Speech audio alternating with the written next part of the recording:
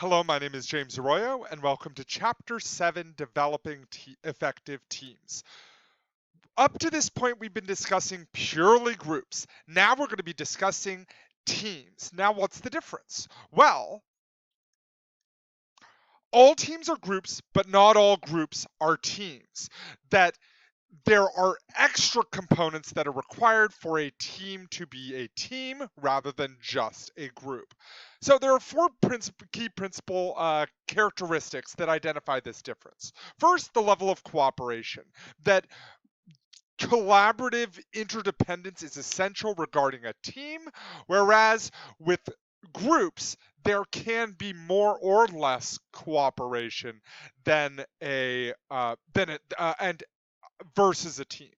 Then we have diversity of skill. A team requires complementarity, not identical skills. So, for example, in a team like a football team, you're going to expect that there is complementary skills with the quarterback and the wide receiver.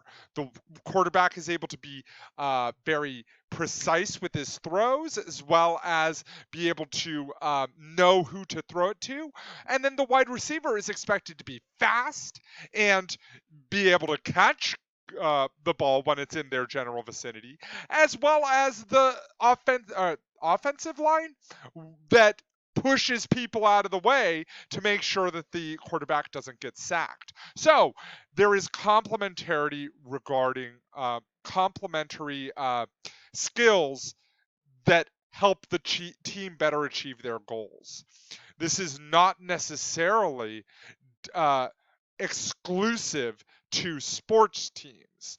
I mean, there are in teams like self-directed work teams, we may have an engineer and a marketing specialist and a communications studies major perhaps work to help facilitate, as well as maybe a business um, expert. So there are so many different types of complementary skills. Then we also have group identity. That is a strong group identity or stronger than a standard group. Think to your favorite sports team. There is a strong group identity around logos, names, as well as dress. And then we have time resources. Commitment to a team, which is in other words, groups are less committed and require less resources than teams will. So now we move on to what is a team. A team is a special kind of group. It is a constellation of members with complementary skills who act as an interdependent unit. That they very much depend on each other and have complementary skills, are equally committed to a common mission. For sports teams, it's winning. For self-directed work teams, it would be creating a product. Subscribe to a cooperative approach to accomplish that mission. That there is extra cooperation beyond that of a regular group. Not all groups can even have the possibility of becoming teams. For example, in our class, unfortunately, due to the fact that we may not have time to all become teams, or that we may not have the symbolic convergence that of a team, or even just, I mean, I think that the big one is just time commitment. That not every group can have every single member be be there every single time and be there for hours and hours and hours on end. Pseudo teams give the appearance of being a team and engaging in teamwork without exhibiting the substance of a team. So in general, pseudo teams are close to teams but don't exhibit that feeling of being on a team. Teams embody a central theme. A central theme of this text, that is, cooperation in groups has distinct benefits that should be pursued. So they these teams very much will be able to give us further benefits than we would normally in a group. Groups members are the raw materials of any successful team. So, there are some things that can diminish teams, and that is team slayers, members with bad attitudes, and attitudes is at least as important as aptitude. In other words, that an attitude is vital. A positive attitude is vital. There is egocentrism, which is a me deep in omnipotence. Honestly, just being me oriented instead of we oriented. Again, as we've talked about multiple times, that when we have a me orientation, it communicates a lack of regard for other people in the group and therefore diminishes the group as a whole. Versus we orientation, which communicates a regard for others, and therefore there is a supportive cycle versus a um, non-supportive cycle. Then we have cynicism, and this one is especially poor for teams. Cynicism is uh, what you want in a team member is the communication of an optimistic, can-do attitude, not a cynical, can't-do attitude. And a big reason why cynicism is so toxic for work teams or teams in general, this sort of can't-do attitude shuts things down, shuts people down, communicates a lack of regard, and diminishes the team, all by having that negative attitude. And there's verbal and nonverbal abuse. This one's pretty obvious, that if we abuse other people, then obviously that's going to communicate a lack of regard. No team should permit bad behavior because even a single member can destroy the system. The weakest link in the chain may have to be removed if this abusive behavior persists. In other words, a bad apple spoils the bunch. We're going to move past that. Team builders choosing and developing team members. So how do we have effective teams? Experience and problem solving abilities, those are very much core competencies regarding team building. Although the problem solving potential of technical experience is necessary for team effectiveness, it is not the only thing that has to be accounted for. We also need those social aspects as well. Communication training is also vital, but communication training must be an integral part of the team equation for success. That it is not about the outcome.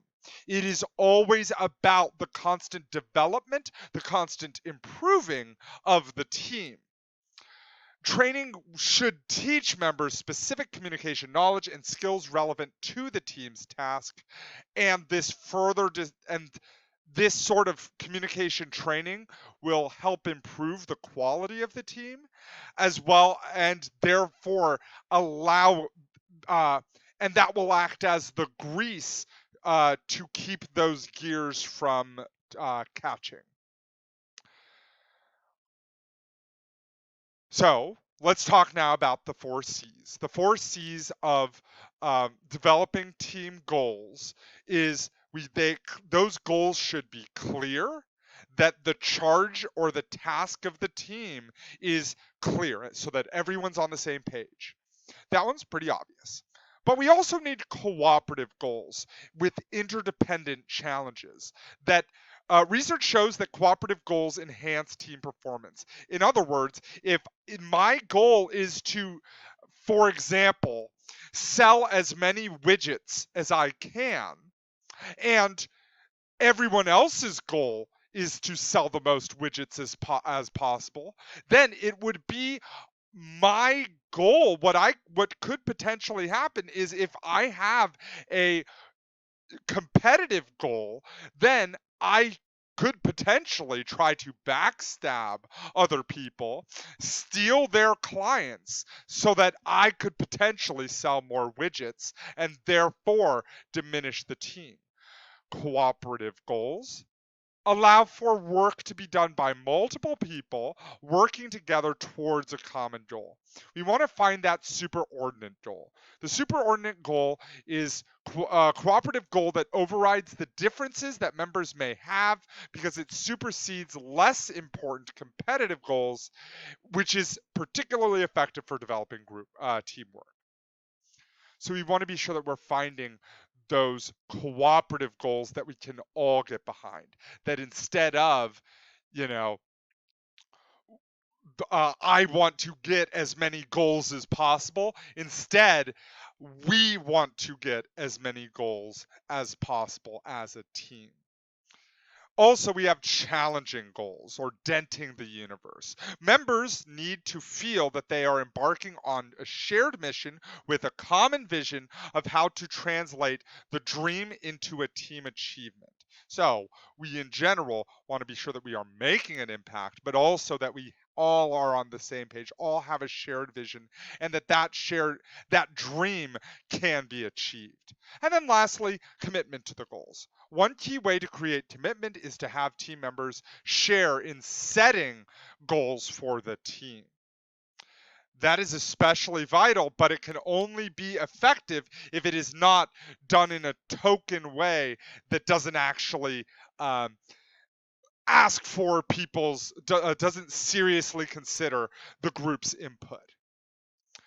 Now we move to team identity. This is how we unify members in a team, and this is where we get into some of the abstract thought. We first have symbolic convergence, and this is communicating fantasy themes. It's focused on how people communicate with each other, develop and share stories that create a convergence with a group, and a group identity is larger and more coherent than the isolated experiences of individual group members. So let's take a step back. What that means is that when we all have this same identity that is more coherent than our individual identities, then we will come together with those who have similar ideas or similar identities as we do. One of the big reasons why we form into relationships is the big reasons why we form into relationships is because of similarity. So we try to find people with similar identities as we do, but also that can also be symbolic. Give you an example. If, for example, what is a team that you have been a part of? Maybe you may have been on a football team, and that in this football team, you may have won a game that is, in spite of impossible odds, you were still able to overcome this challenge and come back to end up winning the game. That team may then, that is a fantasy. That is a dramatic story that provides a shared interpretation of events that bind the group members and offer them a shared identity. That, when we won that game, that we then, we only did that because of our interpretation. Our interpretation of that story was that we worked hard even though there was an obstacle, that we never gave up. And because of those things, we ended up achieving our goal because we all worked together. That is a shared fantasy. But we also have a fantasy theme. This is a consistent thread that runs through multiple stories. This may be another story that may talk to this may potentially be Remember the Titans or any other sports movie where people had to overcome adversity to achieve their goal, even when it seemed like it was an impossible undertaking. Moneyball would be an example of that. Then the fantasy theme serves as a motivation to teams to strive for goals and a vision that are extraordinary, not merely ordinary. That we that these should be goals, these allow us to strive for goals and motivate us to strive for goals that are extraordinary, not just merely things that we could potentially do. There are no stories about trying to get into, or uh, well, maybe there are some that are to get through high school, but these, or maybe a story on trying to get your dream job of working at McDonald's per se. There are no real themes, stories regarding that, because that is not extraordinary. That is ordinary. We also have a fantasy chain, and this is a string of connected stories that dramatize and amplify a theme, like, and this is very much like any sort of sports story. Now we've moved from symbolic convergence to solidarity symbols. These are unifying non-verbally. This could be team name, logo, uniform, or style of dress that serve as solidarity symbols. These can be, for example, the Raiders. They have the shield, then that is on all of their uniforms. They also have logos. They have the logos, they have the uniforms, they have the team name, the Oakland, or I guess Las Vegas Raiders. There are so many symbols regarding that. In fact, there are even sayings, just win, baby, that sort of stuff. So we have a lot of solidarity symbols in that team. And then we have team talk, the language of we. They establish an identity, a oneness, when they speak in terms of we and our and us, and not he, her, they. The reason why we want to use this sort of we language is because we want to build a team identity. And when we build this team identity, this identity that makes us feel like we could strive for better, we could strive and work together to achieve something extraordinary, then that allows us to be more motivated and motivate others around us. Now we talk to designating roles. Teams usually require formal designation of roles. Uh, the quarterback isn't going to trade spots with the linebacker. You don't want role ambiguity that produces confusion and duplication when team members are unsure of the parts they are expected to play. So at some point, role designation for a team is vital, because they groups or sorry, teams act interdependently, and each person should have a role that is complementary for other people's roles. So role designation is required. Also, a team must have every group function covered by a qualified member playing a specific role, so there is little or no duplication of effort. In general, as we've stated quite a few times, one of the key ways that social loafing can happen is when a someone feels that their input isn't going to uh, lead to anything. It's not going to fund. It's not going to, in any big way, affect the outcome. So we want to be sure that there is no duplication of effort. Also, one of the responsibilities of a team leader is to make these designations uh, regarding role determinations. Now we move on to team empowerment. This is the definition. We're going to be talking about the definition of empowerment with 4 dimensions, the hierarchy of organizations and how this can diminish empowerment. We're going to use an example of IDO, which is a self-managing work team, and then impediments to team empowerment, which is not to buy into the team. So the definition of empowerment is focused in 4 dimensions. First, group potency. This is a shared belief among the team members that they can be an effective team, that we will be able to achieve our purposes. And everyone has to believe that. Again, that if we feel that our team is not going to be able to create an outcome, then what's the point? Very similar to social loafing. We also have meaningfulness, team perception that its tasks are important, invaluable, and worthwhile. That this team will, that their efforts will mean something. For example, we talk about football or sports teams, they hope to win the championship and have that mean something.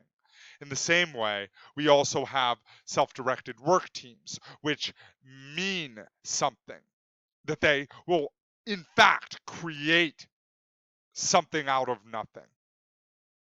We also have autonomy. Autonomy is the degree to which team members experience substantial freedom, independence, and discretion in their work. That someone is not going to be told what to do. Instead, they will have autonomy to do the best thing that they can do for the team's effectiveness. And then lastly, impact. The degree of significance given by those outside of the team, typically the team's organization, to the work produced by the team. In general, that what will be created, whatever that is going to be significant for the out by those outside of the team. Hierarchical structures, though, are the enemy of empowerment.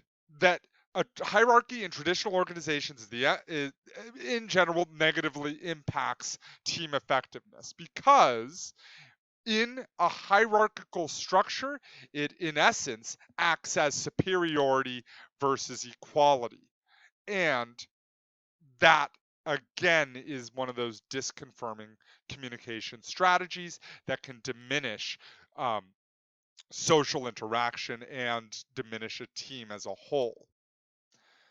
So we want to be sure that we are not acting in superior ways to other people, and sometimes organizational structures automatically diminish or maybe even make it impossible for a team to flourish. Self-managing work teams, the IDO model. This is an example of one of these self-regulating one of these teams. They are self-regulated and they flatten. A flattened hierarchy is characterized by this organization. What they ended up doing was they have, I believe that they had psychologists and a marketing person and a um, anthropologist and a photographer and a business person and a biology major and a computer scientist, and all of these people all came into a room, all came up with ideas, figuring out what are we going to do, and then eventually came up with a full product after they were done, after like 5 or 6 days. So it is something to keep in mind that with these self-managing work teams, they can end up being very successful. And we'll be watching a video about this in class. Impediments to team empowerment, or the no buy-in option. There are 4 primary impediments. Organizations can sabotage their own teams by just simply giving them tasks and managing them on those tasks instead of leading them by way of by giving them some autonomy. Not everyone embraces empowered teams. Sometimes it is the organization does not call for empowered teams, or just simply that empowered teams may someone may not have trust in that sort of situation.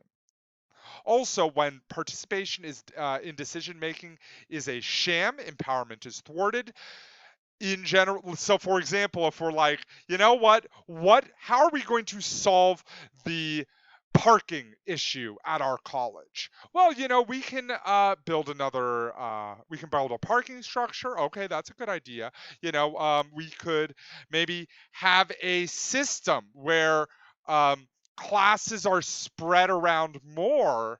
That way, there won't need to be as many students on campus for each time slot. Well, that's a good idea. Okay.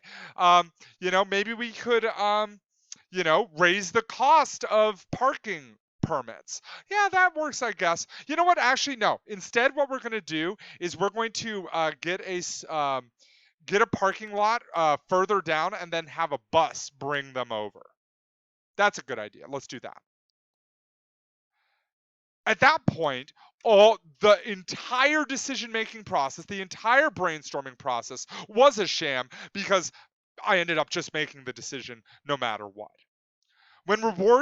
Another example is when rewards are distributed based on individual effort or ability and not team success, empowerment is impeded as well because we want to be we oriented, not me oriented. And individual effort rewards are this sort of me oriented reward that then permeates throughout the organization. And then we want to be sure that we're establishing individual accountability by providing feedback to our group. Team building requires individual accountability, which establishes a minimum standard of effort and performance for each team member to share the fruits of team success. In general, these should not be aspirational, like setting high expectations for someone. That is not really what this is about. Because what happens when someone breaks that highly aspirational goal? Then the rest of the group suffers because I did my part, but Steve didn't do their part, so therefore, why did I do my part? Also, what this does is this may also even create a group norm of mediocrity, which, as we know, a group with a norm of mediocrity will not outperform individual members working alone. The focus should be on raising all team members above this minimum standard, way above if possible, because these are not highly aspirational accountability standards, not on looking for ways to designate a failure. A manager would be, okay, you didn't meet this, you're punished. You did meet this, you get a gold star. A leader tries to change and develop the person instead of saying you did bad, you did good. Individual accountability merely provides feedback that establishes a floor below which no one should drop, not a ceiling which very few can reach. And then we need competent leadership. Competent leadership is a core component of teamwork. Again, they act as a facilitator, they act as a harmonizer, making the task work, but also making the social aspects work as well. So there are some strategies that produce competent team leadership: nurturing empowerment and requiring a cooperative environment. So nurturing empowerment um, means that the most effective team leaders are teachers and facilitators, skill builders, not managers. That they are looking to develop people and know that it is not an outcome by which each person is going to be judged, but by the process of growth so that everyone can improve their skills. A situation may require a directive leadership style, but in general, leadership patterns tend to be in most teams should be participative, that we are all working together to achieve a common goal. And then requiring a cooperative environment, killing fear and ego. Effective leaders also suppress their egos to encourage a cooperative group climate. This is to diminish even the inkling of superiority and try to maintain equality or communicate equality amongst group members.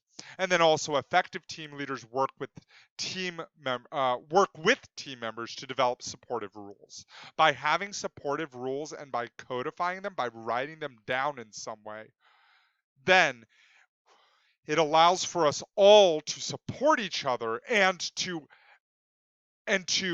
know when we are not being supportive so that the group can better achieve its goals. And that concludes today's lecture. Have a wonderful day. I'll see you next time. Bye.